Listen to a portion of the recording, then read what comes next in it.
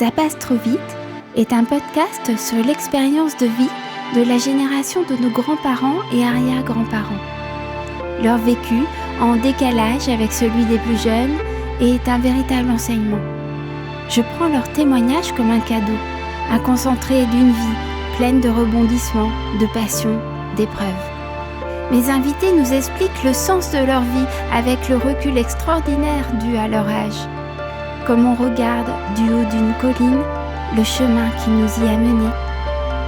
Aujourd'hui, je reçois Marcelle, qui est une amie de ma famille et qui, vous le comprendrez rapidement, est plus qu'une amie. Elle est plutôt devenue un membre de ma famille. Son tempérament pétillant, sa joie de vivre et son indéfectible optimisme en fait une personne hors du commun, comme on en rencontre peu. Autour d'elle, elle encourage, elle accompagne, elle insuffle une vitalité fabuleuse. Mais je vous laisse la découvrir par vous-même. Et mettre ça sur le net. Ah, mais tout à fait, c'est sur Internet. Ah, c'est sur Internet. Oui, voilà. Et je vous donnerai les liens pour votre entourage, si vous voulez. Ben, ça dépend, parce que mon entourage n'est pas au courant de ce que j'ai fait dans ma vie. Ah oui. Tout le côté de mon mari, ils étaient pincés. Hein.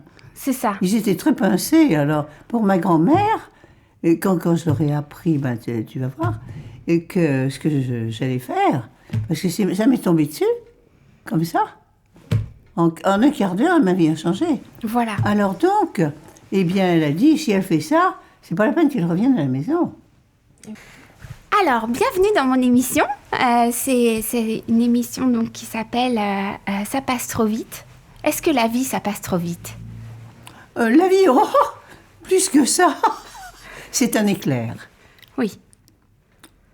On a l'impression que ça... Il y a des moments qui sont très lents quand on est enfant.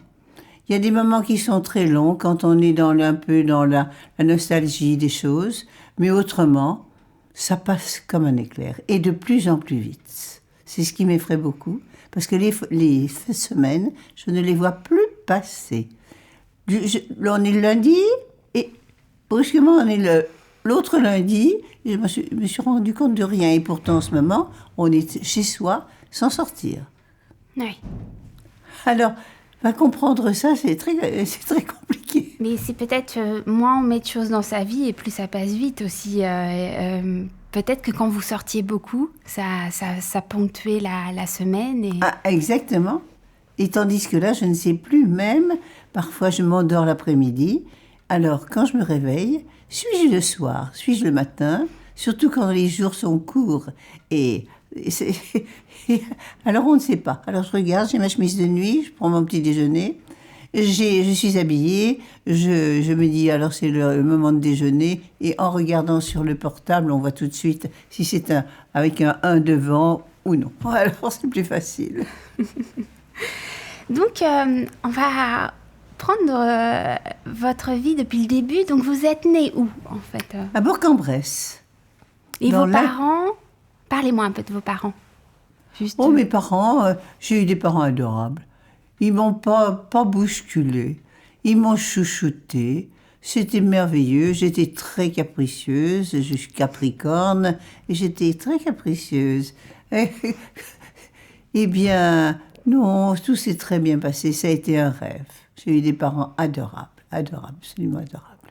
Alors, comment ça se passait vous êtes allé à l'école ou c'était comment l'éducation pour Alors, vous je suis allée, c'était pareil. Hein, voyons, je suis allée quand on est rentré à Paris, c'est-à-dire qu'on était en province, et nous sommes rentrés à Paris, j'avais 4 ans. Alors là, maman m'a cherché une maternelle. Et après la maternelle, je suis rentrée au cours préparatoire. Mm-hmm. Et là, j'ai connu mes premières amies. Et il y en a une que j'ai toujours. D'accord, ah oui. Nous sommes encore 3 de la même époque. Ah, formidable. Formidable. Je peux peut-être dire que j'ai 91 ans. Ah, mais bien sûr. C'est pas défendu. Et alors donc, voilà. Et alors, qu'au préparatoire, après, à la 6e, je suis allée au même endroit, donc à Paris, rue de Monceau. Une école très bien. C'était ma mère m'avait mise dans un cours particulier, et c'était pas bien du tout. On ne faisait rien. Au bout je sais pas, de 6 mois, je ne savais pas encore lire.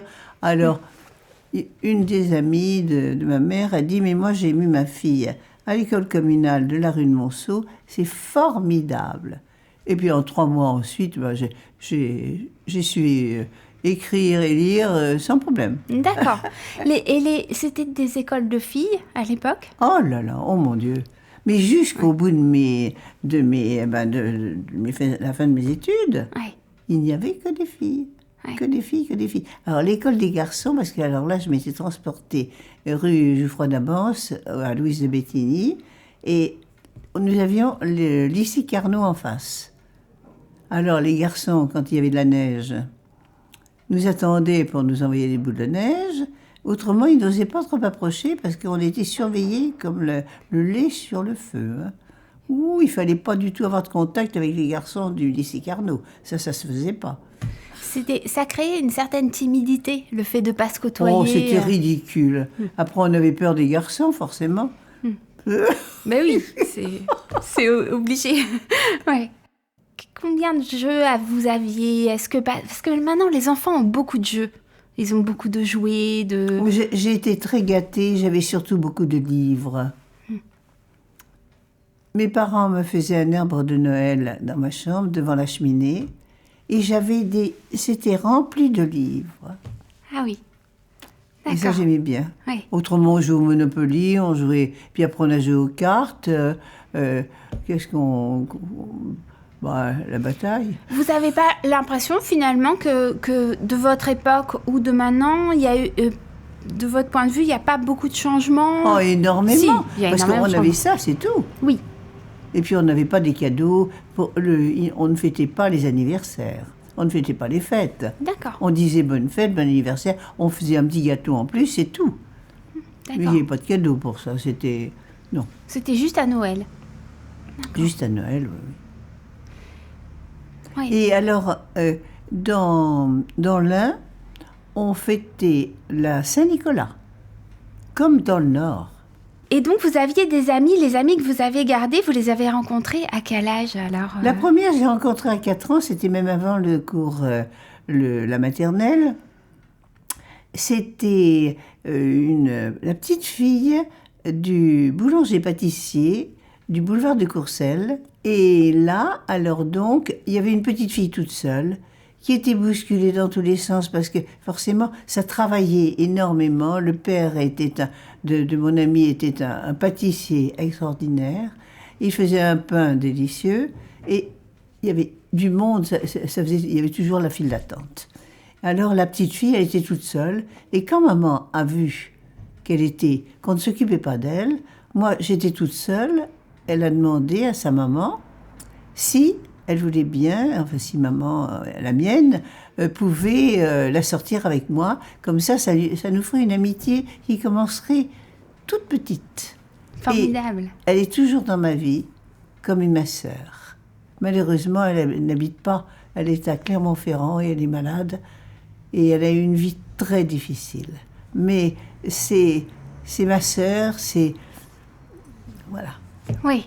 Et j'en ai eu plusieurs comme ça. D'accord. Et elle, c'est la toute première à 4 ans. D'accord. Puis elle était tellement timide qu'elle n'osait pas parler. Ouais. Alors c'est ma mère qui l'a développée, qui s'est occupée de nous tous deux. Et ça l'a beaucoup ouverte. Et elle est, voilà. Et, bon. Une excellente Et influence, c'est sûr. nos meilleurs souvenirs et nos plus doux souvenirs. Et donc, vous me disiez 3 amis, c'est ça? Ah oui, alors j'en ai eu 2 autres. C'est à l'entrée en 6e, alors quand j'ai changé d'école, que dans la cour de récréation, enfin on était là, on était toutes les 3, et puis tout le monde se connaissait, nous, on connaissait personne. Alors on s'est réunis, bonjour mademoiselle, bonjour mademoiselle, ah bonjour mademoiselle, vous entrez en sixième? Oui, j'entre en sixième. Ah, bon, nous aussi. Mais il y a plusieurs sixièmes, pourvu qu'on soit ensemble. Et notre amitié a commencé là, et ça a été pareil. Et alors, on en a perdu une, qui est devenue un grand peintre, qui s'est appelé Colou. Et l'autre, qui a été mère de famille, et qui a... La vie trépidante. Voilà, la vie, qui a eu sa vie. Elle est partie en province, elle qui n'aimait que Paris. Elle avait fait les arts décoratifs et ensuite l'école du Louvre. Et elle était conservateur de musée. Et elle s'est mariée. Et puis elle est partie et elle avait deux vaches devant, 2 vaches derrière. En Normandie, elle n'était pas tellement enchantée, mais enfin... Elle a fait des enfants qui sont beaux, qui se sont mariés, elle a une grande famille. Voilà. Eh oui. Chacune a eu sa vie. Et Colou, elle s'est mariée à 19 ans. Elle n'avait pas du tout envie de se marier. Mais enfin, elle fréquentait un petit jeune homme et le papa avait tellement peur qu'il arrive des accidents. C'est ça. Hein, à l'époque, ça, c'était... Oui. C'était terrible, il n'y avait pas la pilule. Alors donc, qu'il a dit un jour au jeune homme, « Eh bien, écoutez, vous allez épouser ma fille parce que c'est bien joli, mais... mais monsieur, mais je ne touche pas votre fille. Nous sortons comme ça, mais il n'y a pas de... Non, rien entre nous, simplement une affaire de cœur. Alors bon, ils se sont épousés. C'était une raison de plus pour se marier. Mais alors, ça n'a pas du tout été. Ah oui, finalement non. Parce que, non. Ils étaient trop jeunes peut-être. Parce que lui, il était, comment dirais-je, il était pas du tout artiste, il était pas du tout, elle n'aimait que ça. Ils ont fait 3 enfants quand même. Ah, quand même. Oui. Oui, mais finalement, se rencontrer très jeune, il y a toujours ce danger de... Ben lui, il avait 27 ans, elle en avait 19. D'évoluer dans un sens et puis dans l'autre et de pas forcément dans le même sens. C'est ça. Ouais. Parce que parfois on peut se construire ensemble et créer notre chemin ensemble, mais enfin il faut être très accordé. Il y avait déjà la différence d'âge. Ouais, c'est ça. Oui, il était déjà construit. Ah finalement. Oui, il était déjà construit avec un seul caractère. C'est ça. Chut. Oublions.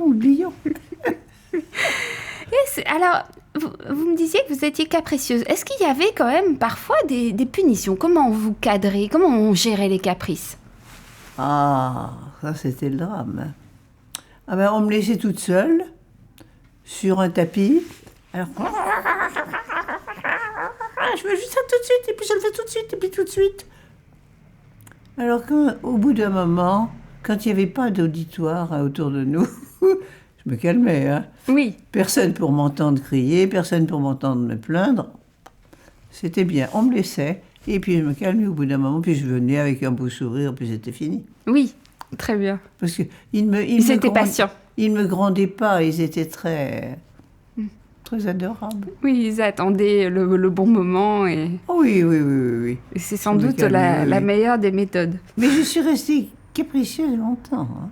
Ouais. Et j'aimais qu'on fasse ce que je voulais. On a l'impression que c'est un trait des enfants modernes, mais non. Oui, non, mais ça m'a duré longtemps. Attention, quand je dis longtemps, ça fait longtemps.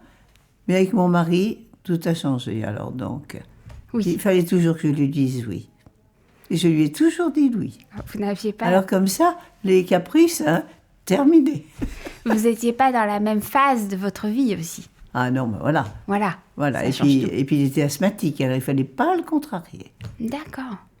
Oui. Alors vous n'étiez pas pressé de faire votre vie? Oh, pas du tout. C'était pas urgent? Alors, je vais te dire, pour les jeunes filles de mon genre... C'est quoi votre genre? Mon genre, c'était les genres d'avant. le genre de vraiment avant. On avait une fille, elle n'était pas trop moche. On se disait, on va la marier, elle va nous faire des enfants, et tout était parfait. Alors, on fréquentait des petits jeunes gens, c'était les frères de nos petites amies, qui étaient un petit peu plus âgés. Bon, alors, voilà. Et puis la vie était faite, comme ça. Mais moi, non, pas du tout. Ça vous convenait pas du tout, ça m'a pas, comme idée? Non, pas du tout, j'étais pas intéressée. Et là, vos parents vous ont pas mis la pression? Oh, du tout. Du tout. Alors mon père me disait, j'aimerais bien les petits-enfants, comme on entend maintenant. Bien sûr, il y a toujours cette pression. C'est vrai. Ouais, il faut toujours rentrer dans la norme. Oui. Ouais. Oui, ben non, je ne rentrais pas dans la norme. Et vous aviez cette force de caractère de lutter contre cette norme? Oh non, je luttais pas. Oui, enfin de faire Je luttais votre pas, vie j'avais quand même. mes petits flirts, mes petits amoureux, et puis voilà. Comme ça. Oui. Il fallait attendre. Alors donc, du coup, dans cette partie de vie-là, la jeunesse, vous sortiez, c'était quoi Ah ben on allait danser. On allait beaucoup danser. Et puis il y avait des groupes, donc on était en groupe. Alors on allait là, on allait à une... par exemple, il y avait les balles pour les écoles. Alors ça, on y allait. Il y avait des trucs comme ça. Mais autrement, bon, ben, la vie a passé. J'ai fait des études, je ne suis pas allée très très loin, parce que une fois le bac passé, bon, on a fait avec mes petites amies une petite école de commerce, mais il fallait voir ça, c'était plutôt de la rigolade qu'autre chose. Et puis, je suis rentrée dans une chorale qui était les Chanteurs de Saint-Eustache. Les Chanteurs de Saint-Eustache, c'était la chorale la plus prisée à Paris, qui était dirigée par le révérend Père Martin, qui était un musicologue extraordinaire. C'était un homme extraordinaire. Il était ouvert, il était fantastiquement bon. Et alors, assister aux répétitions, parce qu'on répétait pas tellement, mais il se mettait au piano et il nous décortiquait l'œuvre que nous allions jouer sur les scènes. On a fait des scènes, toutes les principales, on a fait tous les festivals, tout. Enfin, pour moi, ça a été très agréable. Ce moment a été très agréable. C'était une nouvelle chose. Et puis j'ai rencontré alors là des hommes. D'accord. Genre, des hommes, c'est beaucoup dire. Hein. Oui, enfin, vous avez des connaissances. Enfin, oui, des connaissances, c'est oui. ça. Et vous aviez, vous faisiez des genres de tournées, alors Oui, c'était des concerts, et nous sommes allés en Belgique, nous sommes allés, et nous avons fait une grande tournée en Allemagne, en 1950. Et là, on a vu ce que les Allemands avaient subi aussi. Nous sommes arrivés, on a fait le tour de l'Allemagne, on est resté 3 semaines, et les Allemands avaient les plus beaux studios d'enregistrement. Nous n'avions pas la même chose en France. Oui. Ils avaient fait pour la musique ce qu'il y avait de plus extraordinaire. Alors on avait beaucoup de plaisir à enregistrer là-bas, parce que... Il y avait un bon son, c'était de bonnes conditions. De bonnes conditions, et des concerts dans de très bonnes conditions aussi. Mais le reste, c'était un amas de ruines. Ah oui. C'était terrible. Dans ces années-là, j'imagine. Oui. Et c'était les femmes qui avaient simplement des petites blouses sur elles, et c'était au mois d'avril, ça. Oui. Donc, il faisait froid. Oui. Eh bien, elles avaient juste un chiffon sur la tête, et puis leur petite blouse, et elles remettaient les pierres les unes sur les autres. Oui. C'était assez... Ça donnait le froid dans le dos. Oui, j'imagine. Oui. Enfin, bref. Voilà. Vous y alliez pour quelque chose de plus réjouissant. Oui, exactement. Bon, et bien alors... eh bien... Et alors, du coup, la guerre, effectivement, quel âge vous aviez pendant la guerre? J'avais 9 ans. Ah oui. Ouais. Et là, ça a brisé nos vies. J'imagine. Je dois dire que cette époque de guerre et d'occupation, surtout, ça a été douloureux. On ne s'en est pas tellement rendu compte, c'est après. Et j'étais allée voir un astrologue, et il m'a dit, mais pourquoi vous n'avez pas fait des études meilleures, vous auriez pu faire beaucoup mieux? Mais j'ai dit, mais je ne sais pas. Puis tout d'un coup, il me dit, oh, enfant de la guerre. C'est ça. Et je vois dans ma classe où il y avait vraiment des filles brillantes. Moi, je n'étais pas brillante. Je faisais mon petit plan-plan. J'étais contente comme ça. Mes parents ne me disaient rien. C'était bon. Ils ne me poussaient pas trop à faire quoi que ce soit. Ma mère m'a tout de suite fait donner des cours de chant parce qu'elle était pianiste. Mais moi, elle m'a mise au piano. Et elle, au piano, me donnant des ordres Oh, ça me fendait l'âme, je me mettais à pleurer, alors c'était pas la peine. Généralement, ça marche pas. Parents-enfants, c'est Non, par difficile. enfant, non, pas du tout.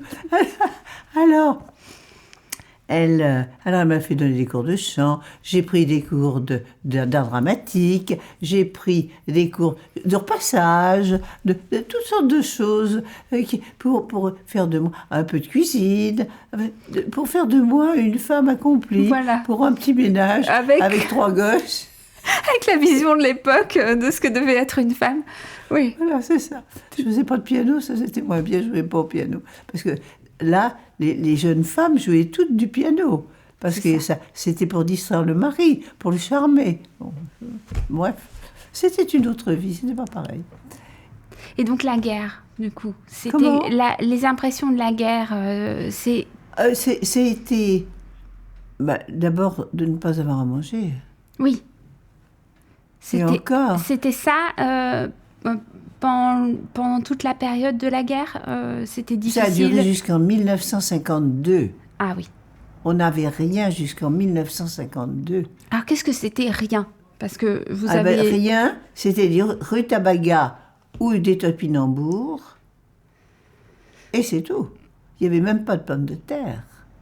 Quand on trouvait 1 kilo de pommes de terre, alors nous allions au parc Monceau, qui était tout près de chez nous, et là, tous les soirs, quand il faisait beau, on se donnait les noms et les adresses des concierges qui faisaient du trafic, du marché noir. Ah oui. Et ma mère, le lendemain matin, la première heure, elle allait vite chercher un petit morceau de beurre, un petit peu de fromage, des petites choses. Ou alors 1 kilo de pommes de terre, ou de haricots verts, Ouais. Mais elle avait, avant la guerre, tout de suite à la déclaration de guerre, on lui avait proposé un utrio. Parce qu'elle était très amateur de tableaux. Et elle avait juste l'argent pour acheter du trio. Alors elle s'est dit, oh mon Dieu, comme j'aimerais. Puis il était très beau en plus, il était magnifique. Oh, ce que j'aimerais l'avoir. Mon père n'était pas contre. Mais elle a dit non, nous avons la petite. Alors, elle a ramassé tout ce qu'elle a pu ramasser, qui restait dans les boutiques. Toutes les conserves, toutes les pâtes, tout le sucre. On a eu du sucre jusqu'à la fin de la guerre. C'est vrai qu'on était parcimonieux. Hein. Oui. On faisait avec le minimum du minimum. Même le vinaigre, l'huile. Elle a acheté de l'huile. On avait 40 bouteilles d'huile. Elle avait tout prévu pour ce qu'elle a pu trouver. Pour qu'on ait aussi longtemps qu'on pourrait de quoi vivre à peu près. Est-ce qu'elle s'est acheté un tableau à la sortie de la guerre? Ah non, elle n'avait plus d'argent. Elle ne s'est pas acheté. Ouais, et plus d'argent, ma chérie. Oui, oui. Parce que quand même, il fallait... Le marché noir, ça coûtait très cher. Un petit morceau de beurre, ça coûtait une petite fortune. C'est ça. Alors, j'étais J3, j'étais J2, j'étais J3, alors là, on avait un peu de lait. Et qu'est-ce qu'on avait? Mais rien. C'est quoi être J3? J3, ah ben voilà. Alors, J2, c'était jusqu'à 11 ans, ou 10 ans, et puis ensuite J3, c'était à partir de 11 ans, ou 12 ans, je ne sais plus exactement. Eh bien, on avait droit à 1 litre de lait jusqu'à 13 ans ou 14 ans, c'est tout. D'accord. Un temps limité, puis après, il n'y avait plus rien. Hein. D'accord, ouais. Et du coup, ça a donné une envie de vivre après, quand tout ça a été fini? Alors il y a eu des balles partout, on allait danser. Moi, c'est ma petite amie Odette, donc je l'avais connue à 4 ans. Son père était italien, alors elle avait ça dans le sang. Alors elle m'a appris à danser, et puis alors on allait dans les grands bals avec ma mère, parce que mon père n'aimait pas danser, avec ma mère, avec ses tantes, avec tout le monde, là, toute la famille y allait. Oui. Les hommes n'aimaient pas danser, aucun. Et il y avait tous les Américains qui étaient là, qui nous faisaient danser. Donc, du coup, c'est... Mais on avait 14 ans, 15 ans. Ouais. Et donc, le travail, donc vous avez repris le travail de votre amie. Et qu'est-ce qu'il y a eu d'autre comme... Alors, une des femmes de son père était Germaine Roger. Germaine Roger, c'était la diva des années 30. Elle était ravissante et elle était arrivée à Paris, elle était montée à Paris avec Alibert et une opérette qui s'appelait, j'ai oublié, mais il y avait la chanson, la fameuse chanson, le plus beau tango du monde. Est-ce que tu veux ça? Oui, allez-y. Vous pouvez me le chanter? Bon, j'en sais rien. Le plus beau de tous les tangos du monde. Parce ils venaient de Marseille, alors ils avaient l'accent. Le plus beau de tous les tangos du monde, c'est celui que j'ai dansé dans vos bras. J'ai connu d'autres tangos à la ronde, mais c'est jamais comme celui-là. Voilà. Formidable. Très bien, merci. Ça va m'aider pour mon générique. Ma voix, hein, c'est ma voix de 91 ans. Hein. Mais c'est parfait. Et donc, oui, Germaine Roger, elle savait que je chantais. Et un jour, elle dit à sa belle-fille, parce qu'ils se voyaient beaucoup, et elle avait eu un fils du père de mon ami. Donc, avec le fils, il y avait la grand-mère. Alors, la grand-mère, elle nous sortait le jeudi. On lui en faisait voir toutes les couleurs. Et puis, il y avait le petit garçon qui avait 18 mois. Alors, il était dans sa petite voiture et elle dit « Oh, Mémé !» C'est mon amie Colou, elle était coquine. Elle disait « Mémé, ne t'inquiète pas, on va promener Gérard. » Et alors, on le lançait dans les descentes. Et puis, alors lui, il était content. Et puis, nous le rattrapait en vitesse quand même. Et alors, elle, la grand-mère, « Mesdemoiselles, vous êtes impossible. Mais vous vous rendez compte, le souci que je me fais avec vous, il ne faut pas faire ça avec votre petit frère. Colou, quand même. » C'était notre machin. La grand-mère qui nous appelait Mesdemoiselles, c'était tout à fait autre chose. Oui, c'est ça. Pas du tout le même. Et même le fait que vous appeliez mademoiselle entre vous pour l'entrée en 6e, ah oui, mais ça m'épate ça. Ah oui, mais à la récréation, Colou me tirait déjà par les cheveux. Ah oui, vous êtes vite rentrée en intimité quand même. Oui. Elle avait été mise en pension à l'âge de 6 ans. Ouais. Et elle était obligée de se défendre, c'est pour ça. Mais c'était sa façon de m'aimer, de me battre. Mais moi, je n'étais pas combative du tout. Tu me connais. C'est pas mon genre du tout. Mais ça fait rien. On a eu une amitié très profonde. Et les petites amies que j'ai perdues, c'est très dur. Oui. Allez, on n'y pense pas. Elles sont bien où elles sont. Elles sont dans la lumière divine, elles sont bien. Mais c'est vrai que c'est étonnant le fait de mettre les enfants en pension. On a l'impression qu'il n'y avait pas la même obligation de la part des parents de gérer leurs enfants. Maintenant, c'est qu'il y a une pression pour les élever le mieux possible, quand même se sacrifier pour eux. Mais ma chérie, on te filait droit. On ne respectait pas. On avait le respect pour les grandes personnes, hein, et puis il fallait respecter. Et ça vous venait d'où ? Pardon ? Ce respect, il vous venait d'où ? Parce que vos parents n'ont pas été sévères. Mais c'était l'exemple. C'était l'entourage. Tout passe par l'exemple, tu sais. D'accord. L'entourage faisait que c'était... Ben oui, on respectait les autres. Beaucoup. Il y avait un grand respect. Oui, parce que je me dis, pour donner ce respect, il faut sans doute une grande sévérité. Et puis finalement, non, vos parents n'ont pas été sévères. Du tout. On respectait les autres parce que on voyait que les parents faisaient bien. Les grands-parents aussi. Tout le monde était attentif aux autres. Et ça, c'est très beau. Et on n'a pas besoin de nous le dire. C'était normal. Et les enfants étaient obéissants. Il fallait être obéissant, hein. Il fallait pas enacler, il fallait pas... Et qu'est-ce qui se passait si on n'était pas obéissant ? On nous laissait... Il y avait les jugements, peut-être, des autres qui vous tenaient ? Oui. Et puis, non, on rentrait dans le rang tout de suite. Hein. Si on faisait une bêtise, on savait qu'on l'avait faite. On le disait, même des fois. On le disait. J'avais 2 petits copains au-dessus de chez nous, à Bourg-en-Bresse, Et alors, j'étais tout le temps fourrée avec eux, on avait le même âge. Et puis, on faisait beaucoup de bêtises. Et ma grand-mère avait été... Quand mon père a changé de situation, quand on est revenu à Paris, mes parents sont partis chercher un appartement, enfin, s'installer, avant de venir me chercher. Ils m'ont laissé là-bas et je suis allée à l'école avec les garçons. Et alors là, on faisait des bêtises. Et alors, un jour, je rentre à la maison pour déjeuner et je dis, oh, tu sais, Jean-Claude et Bernard, ils ont été très polissons. Ah, très polissons. Et oui, très polissons. Et la maîtresse les a mis au coin avec les mains sur la tête. Alors, ma grand-mère dit, ah oui, et toi, où est-ce que tu étais pendant ce temps? J'étais avec eux. Et c'était quoi le type de bêtise? Oh, ben, on avait fait les fous. Oui. On avait fait les fous, on avait fait rigoler la classe, je sais pas. On avait 6 ans, c'était la grosse rigolade, quoi. Oui, c'est ça. Oui, oui.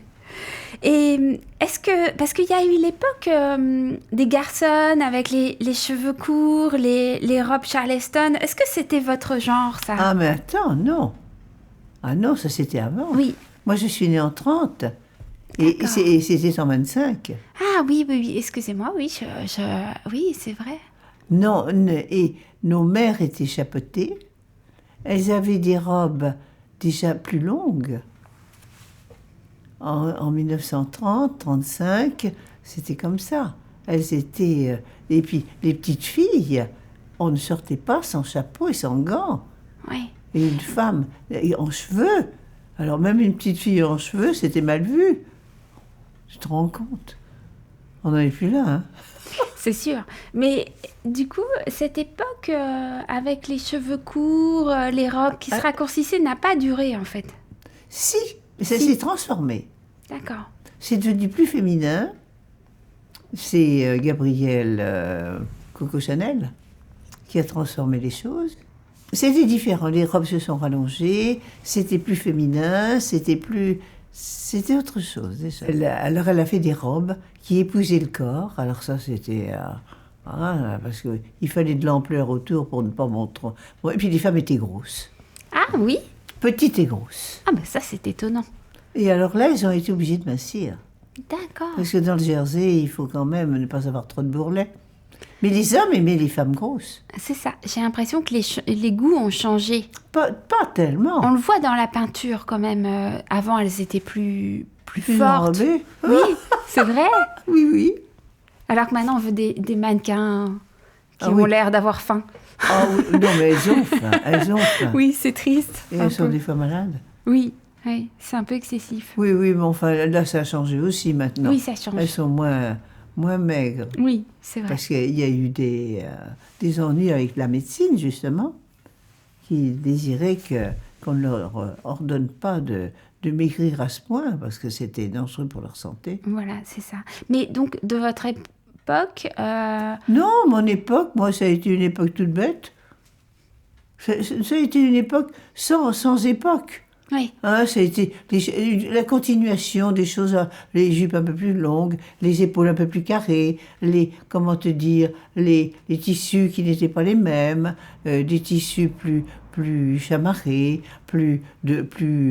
au contraire, plus ternes. C'était, non, c'était... C'était quoi la tenue de votre vie? Celle où vous vous êtes sentie la plus belle, la plus heureuse de porter? C'était quoi? Mais on était toujours quand même assez élégante. On avait peu de choses. Mais ma mère avait trouvé, c'était la tante d'une de ses amies qui avait été première dans une grande maison de couture. Et elle avait gardé toutes les toiles. Parce qu'on fait des toiles avant de faire une robe haute couture. Et on la fait en toile, on la modifie jusqu'à ce qu'elle soit parfaitement bien adaptée. Et là, à ce moment-là, que le maître dise, ben voilà, c'est ce que je veux. Et on garde ça et on travaille là-dessus. Alors, elle avait donc de très beaux modèles. Et on a eu ça. Alors, et puis les robes, ben, j'étais assez grande à ce moment-là pour mettre les robes de ma mère. Et ça, elle n'aimait pas trop, parce qu'une fois que je les avais mises, elle n'avait plus envie de les mettre. C'est ça. Mais ça se retrouve maintenant aussi, je pense. Ah, ça se fait toujours? Oui, je pense que les filles ont toujours hâte d'aller piquer dans la garde-robe de maman, je pense. Il y a un rêve d'enfant. Oui, oui, absolument. Mais on se déguisait beaucoup. On avait peu de jouets. Oui. On se déguisait beaucoup. Et je me souviens qu'avec mon amie Odette, la toute première, la petite pâtissière, eh bien, on avait fait le calcul pour savoir quel âge on aurait en 2000. Alors on a dit, on avait vu 70 ans. Oh, ben on sera tout près de la tombe. Alors donc, on va pas voir grand-chose. Peut-être on verra même pas. C'est vrai. Oui, il y a toujours cette projection de... C'est trop loin quand on est petit. Ouais. Et justement, quel adulte vous pensiez être à cette époque-là? Enfin, quand vous imaginiez... On pas, ma chérie. Vous vous projetiez pas sur une vie Mais d'adulte? non, avec la guerre Ouais, qui avait été là. ouais. On ne se projetait pas. On ne pouvait pas faire de projets.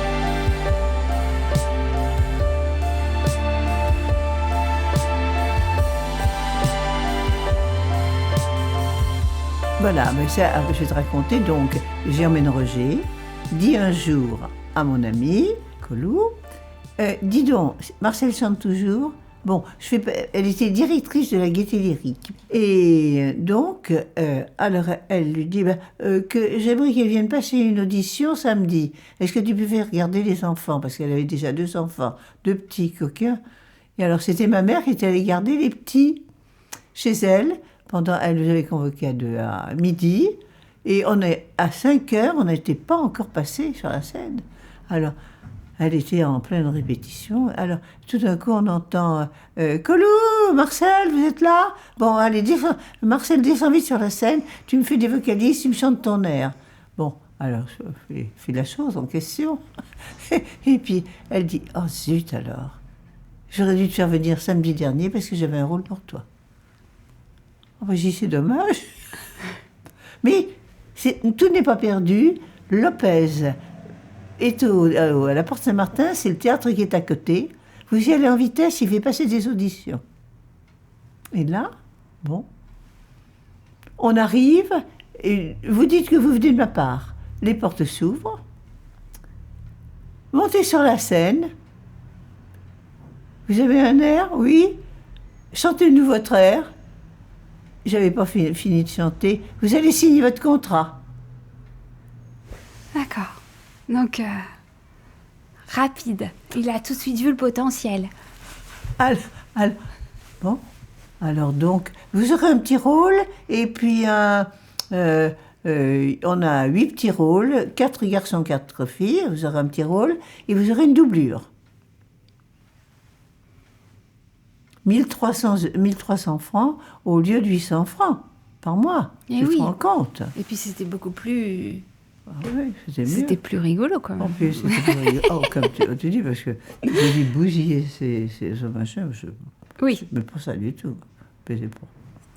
Bon, alors donc, les répétitions commencent lundi prochain. Bon, alors je rentre à la maison, parce que le téléphone, on n'avait pas eu le temps de téléphoner. Et je dis, ben voilà, je commence à la Porte Saint-Martin, c'est lundi que commence les répétitions. Ah bon? Tu es engagé là-bas? Oui. Ah bon? Alors moi, je prends ma plus belle plume, j'écris à mes grands-parents, parce que toutes les semaines, il fallait leur faire une longue lettre. Oui. Hein? Ça, c'était quelque chose qui n'était pas toujours bien drôle, parce qu'il fallait trouver des choses à dire. Hein. Oui, puis il fallait avoir le temps, prendre le temps. Le temps. Oui, le temps, cet âge-là, on l'a toujours. Oui. C'est différent. Et puis, donc, je suis allée aux répétitions, les répétitions se passent, et puis nous sommes allés à Lyon, au Célestin, pour roder la pièce. Alors, pour les fêtes de Noël. Alors là, c'était très amusant, c'était très charmant. Puis j'étais avec tous ces jeunes, là, j'étais très content. Et je me suis fait aussi des amis pour la vie. C'est ça qui est curieux. Oui. Là, les jeunes femmes qui étaient là étaient absolument adorables. J'avais 23 ans. absolument adorable. Les garçons étaient très sympathiques. C'était bien. Du reste, il y a eu des mariages qui se sont faits. Là, c'était bien. C'était bien. On a joué pendant 3 ans. Et puis, la pièce s'est terminée le 26 janvier de 1956. Et le jour du jour de l'an, personne n'avait doublé, hein, personne. Le jour du jour de l'an, appel téléphonique, mon père me dit, c'est la Porte Saint-Martin. Je dis, ah bon? Je dis, ah, qu'est-ce qu'ils me veulent?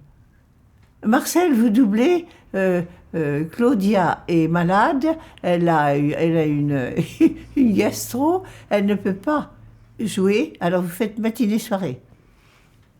Donc là... Mais j'ai dit, j'ai jamais répété. Ouais. Ah ben, il faudra vous débrouiller. Moi, ce qui m'ennuie beaucoup plus, c'est les costumes. Parce qu'elle était petite et grosse, et moi, j'avais 1m72, et j'étais très mince. Oui, alors ça allait pas du tout. Eh bien, alors, elle me dit, vous arrivez à midi, vous pouvez venir à midi. Alors bon, alors j'ai pris mon cahier, j'ai vérifié le texte, parce que, hein, on l'entendait tous les soirs, mais on n'écoutait pas. Parce qu'on a dans les loges des micros. On vous envoie le son pour savoir à quel moment on rentre en scène. C'est ça. Alors bien, alors le son, on entendait le son, mais on n'entendait plus les paroles, forcément. Et puis moi, je n'avais pas repris ça non plus. Le metteur en scène m'avait fait venir 2-3 fois dans sa loge pour me faire travailler mon texte au début, mais ça faisait 3 ans avant. Alors j'étais paniquée. Là. Et puis en plus, c'était une date importante. Pour le jour de l'an, il devait y avoir beaucoup de monde. Mais c'était toujours plein. Oui. Oui. Non, les opérettes de Lopez, c'était toujours plein. D'accord. Et puis il y avait Jeanne Sourzat, là-dedans, c'était rigolo, c'était amusant. On avait fait 3 ans, on aurait pu faire davantage. Mais enfin, ils avaient d'autres contrats à la Porte Saint-Martin. Alors donc, on arrêtait là. Alors, j'arrive... J'essaie les costumes, parfait. Alors ça allait très bien. On a fait 2 petits plats. C'était les ouvreuses, non, les habilleuses qui servaient pour faire les retouches. D'accord. Elles étaient toutes des couturières. Et alors elles pouvaient faire des retouches rapides. Il n'y avait pas besoin de beaucoup de retouches, 2-3 petits points comme ça allait très vite. Et puis, bon, alors je me trouve... dans les coulisses, au moment où j'allais attaquer. Alors, il y a le metteur en scène qui me dit, bonne chance, j'aurais dû vous faire répéter un peu plus. Hein. Moi, je suis comme ça. Ça doit être terrible. C'est comme si tu allais à l'abattoir. C'est comme si tu allais à l'abattoir. C'était drôle, finalement, parce que je me suis lancée sur scène comme si j'allais à l'abattoir. Ouais. Et là, j'ai commencé ma réplique. J'ai vu que ça sortait bien, que ça sortait au bon moment. Bon... Et, mais je me suis dit, j'ai regardé la salle, et la salle de la Porte Saint-Martin, c'est tout en hauteur. Il y a 5 étages. Mais j'ai dit, c'est pas du tout sur ce registre-là qu'il faut que j'aille. Il faut que j'y aille. Oui. Et j'avais un rôle rigolo. D'accord. Alors donc, j'y suis allée. J'y suis allée carrément et je disais mon texte. Bien fort. Oui. Et puis je sortais la chose, puis je faisais le plus drôle possible, parce que c'était un rôle drôle. C'est pas évident de prendre ça comme ça au pied levé. Bon, me débrouille comme je peux. Et à la fin des scènes que j'avais avec mon partenaire, donc celui on tombe amoureux, alors il a 1m50 et moi j'ai mon 1m72, alors c'était drôle, évidemment. Oui, évidemment, ça rajoutait au comique. On avait une chanson ensemble. Et pendant un changement de rideau, de décor, alors il y avait un petit rideau devant. On était passé devant la scène, et voilà, le chef d'orchestre qui se met à jouer, et moi j'attaque 2 fois plus vite. Et je le vois, alors il commence à tourner les pages, à tourner. Je dis, alors je demande au metteur en scène, quand j'avais imagé comme ça, on arrête, qu'est-ce qu'on fait? On continue, on recommence? On continue. Bon, et alors, il s'arrachait les cheveux, les musiciens, ça allait comme ça. Alors je disais toujours, on arrête. Non, on continue. Et on a commencé à entendre les gens rigoler. Et plus ça allait, plus ils rigolaient. Ça a donné un effet comique formidable. Ah bah, exactement. Oui. Exactement. Et alors là, on a été applaudis à tout rompre. Ah, c'était drôle. Oui, mais quand même, on avait transpiré. Hein. Oui. Puis on pouvait... C'était compliqué. Voilà que on sort de scène et il me dit... Alors je dis, écoutez, je suis désolée. Hein. Désolée de ce que je viens de faire. Mais il a dit, mais jamais on a été applaudis avant. C'est pas une seule fois qu'on nous a applaudis. On a fait un triomphe. Alors, bon, à l'entracte, voilà le chef d'orchestre qui me fonce dessus. Qui me dit, alors, vous m'avez mis dans un beau pétrin, hein? Alors, le metteur en scène est arrivé sur lui a volé dans les plumes.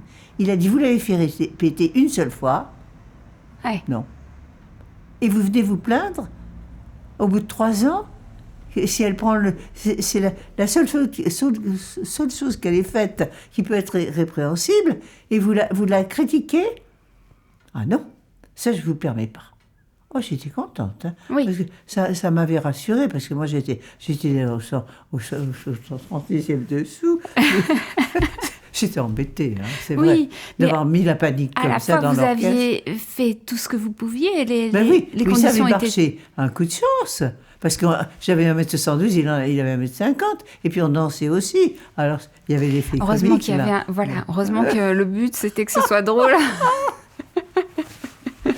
C'était mignon. Et du coup, ils vous ont gardé après sur ce rôle-là, ou là, quand la dame est revenue Ah ben non, elle a repris son rôle. Elle a repris son rôle. Et alors, le metteur en scène, alors j'étais contente.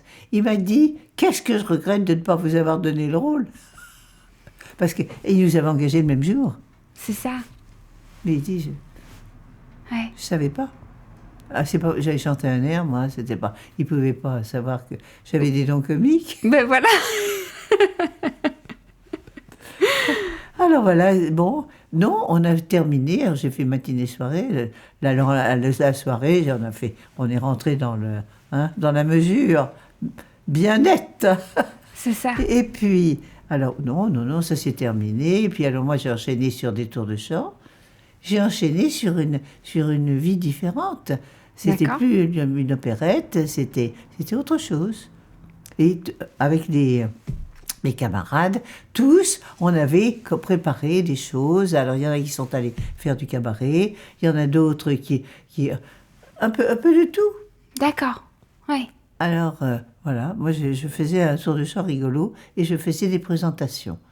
Des présentations de galas, des présentations de grands galas, de choses. C'était bien. Jusqu'au jour où j'avais rencontré, à part des amis, la personne qui s'occupait de Fernandel. Il disait, je suis le représentant de Fernandel. Il m'avait dit, montez un numéro 1900. Il me disait toujours, montez un numéro 1900. Mais moi, je dis, j'ai une barbe avec ça. Je rencontre dans une de on faisait une petite sauterie, on faisait avec un petit buffet, on se retrouvait, puis on se disait, alors qu'est-ce que tu fais? Et il y en avait un qui était dans un cabaret rue Blanche, et ça faisait déjà 2 ans, il en avait ras-le-bol. Alors, il était content, et il me disait, au début j'étais content avec toutes ces femmes nues, j'étais enchantée. Après, il dit, ça me fait plus aucun effet. Ah oui. Ah, puis j'en ai marre.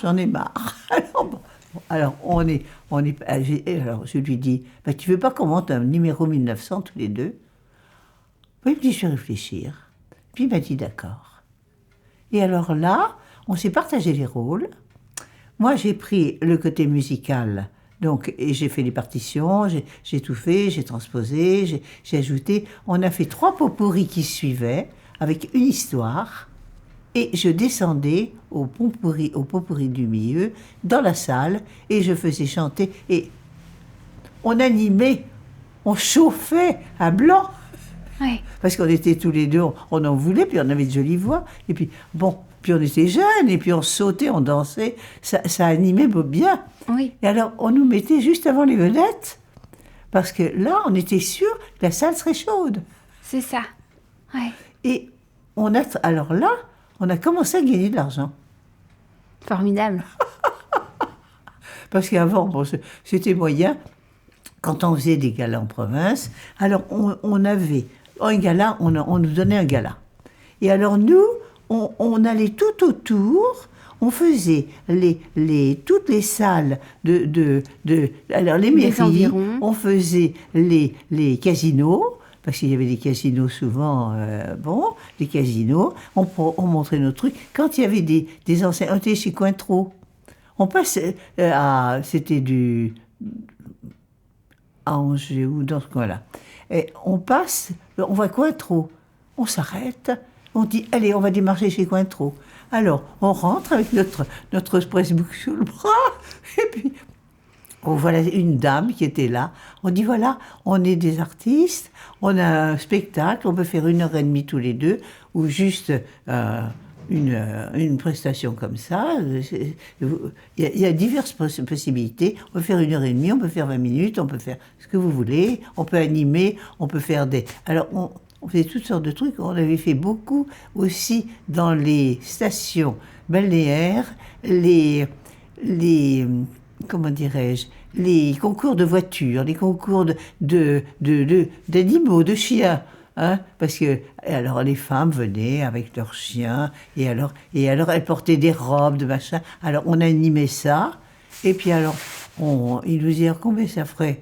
On disait tant, puis on était vraiment très modeste. On nous a toujours ajouté une somme en plus. Ah, formidable. Parce qu'on trouvait que c'était pas assez payé. C'était très mignon. Ouais. Et puis alors on s'est très bien entendu. Avec mon partenaire, on s'est très très bien entendu. Alors lui, il s'occupait de la voiture, il faisait tout le courrier et les contrats, tout, enfin il s'occupait de tout. Et de la voiture, il conduisait la voiture, et on faisait parfois matinée à Épinal, et le lendemain, soirée à Épinal, et le lendemain on était à Nice. Oui, c'est ça. Et il fallait qu'il conduise. Eh oui. Et qu'on soit en forme. Moi, je faisais mes mises en pli dans la voiture. Et moi, je n'ai pas eu l'ennui d'être une femme seule. J'étais avec un homme, hein, on ne sait pas. On va arriver à un couple, on ne sait pas. Hein. Voilà, c'est ça. Alors, c'était très agréable. Oui. Très, très agréable. Ça vous donnait une liberté. Une liberté. Et puis, un répit, parce que c'est pas toujours facile. Hein. C'est ça. Oui, c'est vrai. Ouais. Alors, voilà. Et ça a duré combien d'années? 17 ans. 17 ans. Et cet ami, vous l'avez gardé longtemps après Mais, alors, le non. partenaire? Ah non. Ah ben non, tu vas voir. Ah ben non, il est dans le truc, il est dans le coup. On est demandé pour aller chanter sur le France. Alors, à l'aller et au retour, on prenait le bateau au Havre, on allait jusqu'à New York et on revenait au Havre pour en rester 15 jours. On ne nous payait pas, mais on nous donnait une somme fabuleuse pour les pourboires. Ah, formidable. Alors on a dit, qu'est-ce qu'on fait? Ouais. On perd 15 jours, si on a autre chose. On a dit, tant pis, on le fait. En première classe, c'était somptueux. Somptueux. Mais alors, moi, je lui dis, écoute, moi, mon anglais scolaire est loin. Lui, il avait fait le brevet. Donc, il n'avait pas fait d'anglais. Ouais. À ce moment-là, on ne faisait pas d'anglais pour le brevet. Et je lui dis, si on allait prendre des cours intensifs d'anglais pour essayer de voir, parce qu'il va y avoir des gens qui parlent anglais là-dessus. Alors il faut quand même qu'on puisse avoir quelques conversations. Il y aura bien des Français, mais enfin, les Français seront peut-être moins intéressés que les étrangers. On va. Maman, sur le Figaro, elle voit une annonce. C'était le ministère de l'économie et des finances qui organisait des cours intensifs d'anglais, ouverts à tous. On est allé, on s'est inscrit, c'était cher, mais on gagnait bien notre vie. On s'est dit, on y va, et puis on arrive là-dedans, et puis tu vas voir. Ça, c'est pas banal non plus.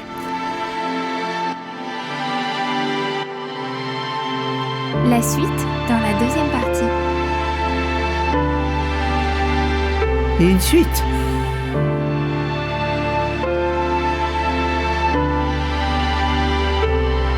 Je pense que tu vas faire tout ce fatras.